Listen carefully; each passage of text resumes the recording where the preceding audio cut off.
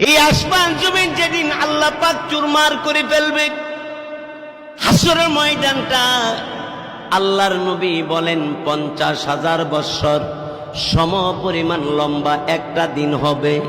ওই দিন আল্লাহ পাক একজন একজন করে বিচার করবে।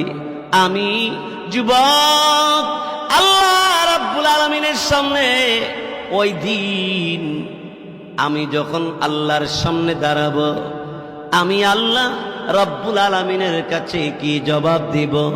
আল্লাহর ভয়ে, হাসর ময়দানের ভয়ে, কবরের আযাবের ভয়ে, ওই জাহান্নামের ভয়ে আমি স্বীকার করে ফেলেছি। এই কথা বলার পরে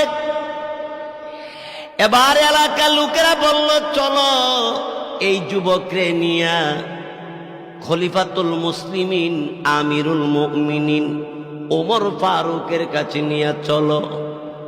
এলাকার সব লোকেরা এই যুবকরে ওমর ফারুক রাদিয়াল্লাহু তাআলা আনহুর কাছে নিয়ে গেছে। বিস্তারিত ঘটনা বলার পরে ওমর ফারুক রাদিয়াল্লাহু তাআলা আনহু বললেন, কিরে যুবক, তুমি কি খুন করেছ?